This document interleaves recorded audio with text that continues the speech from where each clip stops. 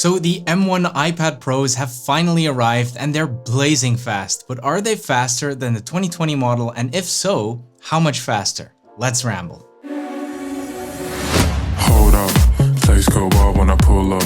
They all on me like it wants some. Hey, what's up guys? It's great to see you all again, and if you're new here, I'm Patrick and this is where I ramble about tech and other stuff. So we've been talking on this channel about this new iPad since way before it was released. We had our fun with all the leaks and rumors, but now it is finally here and it's time to put it to the test. Is it really as amazing as we thought it would be? And is it really that much better than the 2020 model? Now, I've only had it since last Saturday. I've done a little unboxing and a first impressions video, and I've had a look at what I think might just be the most useful accessory for the iPad. So if you're interested in that, I'll put links at the end of this video. But as I'm testing the iPad extensively every single day, working towards my 1-week review, I've been seeing some really interesting results from my benchmark and speed tests, but also in everyday usage. And I think a lot of you are also interested to see how fast this thing really is, especially compared to the 2020 model. I know some of you are still a little bit on the fence about which model to get. Do you need the M1 2021 model,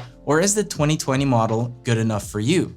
Today, I'm hoping to shed a little bit of light on that for you, so let's just do a couple of tests. First, we'll boot both iPads up and see which one is quicker. We'll test the CPU, the GPU. We're also going to do a 3D Mark wildlife stress test, which will show us what the iPads are really made of. We'll test how fast the browsing experience is between both iPads, which can be quite taxing at times, especially if you use Google Chrome. And then we'll also do some real-world tests, like opening some heavy apps and games, and I'll also dump some really challenging 4K footage from the Canon R5 into Lumafusion, which is currently the #1 video editing app on the iPad, and hopefully by the end of this video you should have a pretty clear picture of how fast both of these iPads are and which one would be right for you. So just to be very clear, we're using the 12.9-inch model of each. My 2020 model has 6 gigs of RAM and 256 gigs of internal storage, and the M1 has 16 gigs of RAM and 1 terabyte of storage. A little side note, I would have never bought the 1 terabyte version if Apple would offer the 16 gigs of RAM on the lower storage models, but they don't, so here we are. Also, we're starting out with an empty app switcher on both models to try and keep the playing field as level as we possibly can. Alright, so let's start by booting them both up. Let's turn them on. That's funny.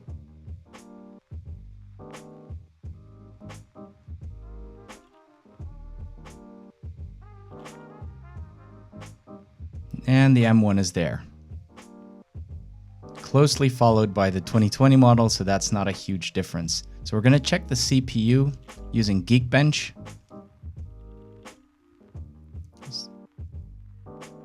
Go. I'm going to speed this up a little bit or we'll be here all day.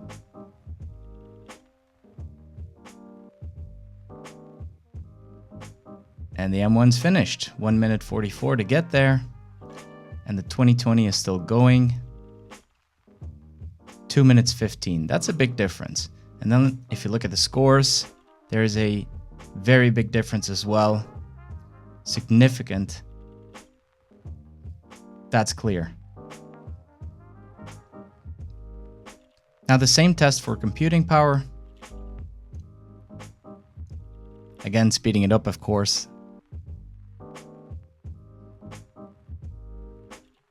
39 seconds to get there. And 1:10. That's a big difference. Now look at these scores. It is almost twice as high on the M1. Now this test is a 3D Mark test, it is a graphic performance test, and it just throws everything it can at the iPad. It's a real stress test. 1:23 to finish for the M1.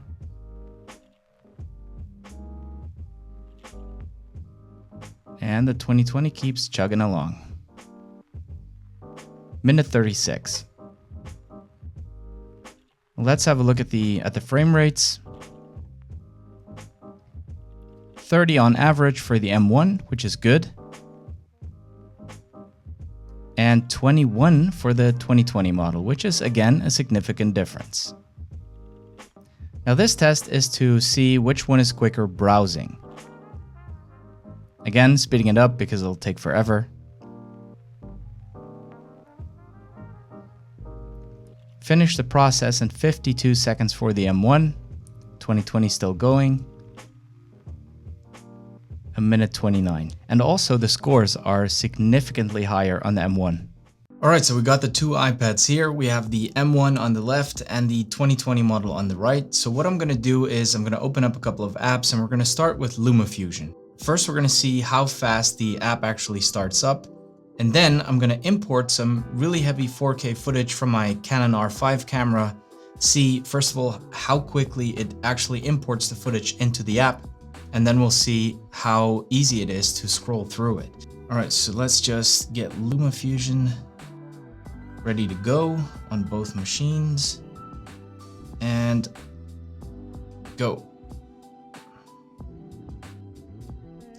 M1 is much quicker.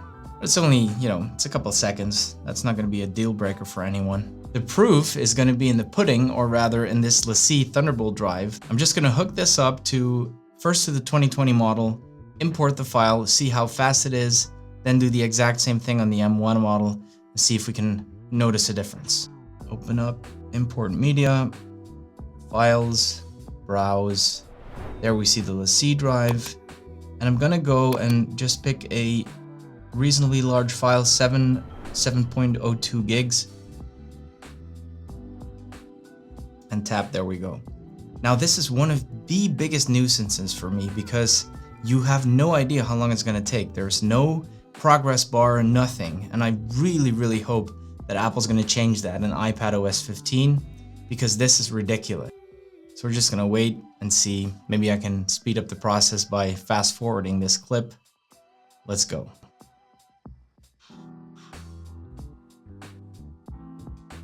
All right.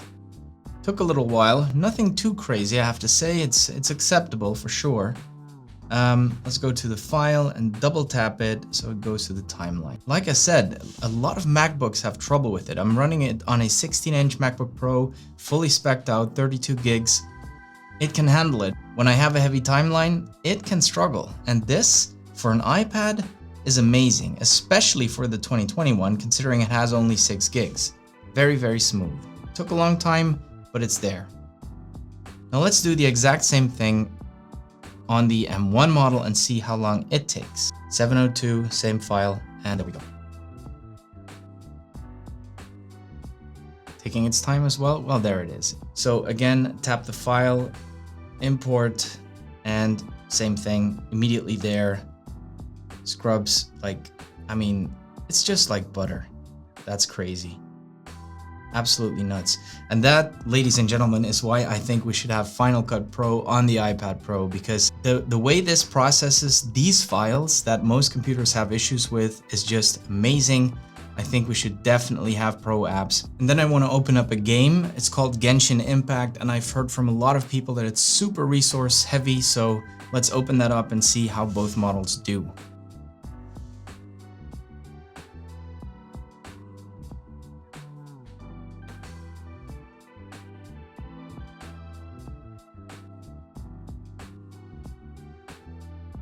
Yeah, the M1 is definitely starting much quicker. That's at least 5 seconds or longer, I don't know. And also something else, it has nothing to do with the speed, but just look at this display. I mean, it makes the 2020 model look dull, and that's a good screen, but look at this, it's amazing. Absolutely stunning. Alright, so the M1 iPad Pro is definitely faster. But what do you think? Do you need that power? Let me know in the comments below. Personally, I'd have to say that the M1 iPad, especially in the configuration I have, which is 16 gigs of RAM, is probably going to be overkill for most people. The 2020 model is plenty fast and it will handle most things more than fine.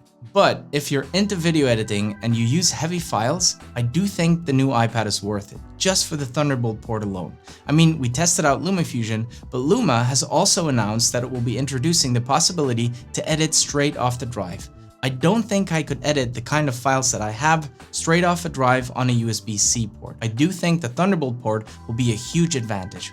I also think this iPad will be a lot better for gamers. The display is just amazing, and I'll get back to that in great detail in my full review.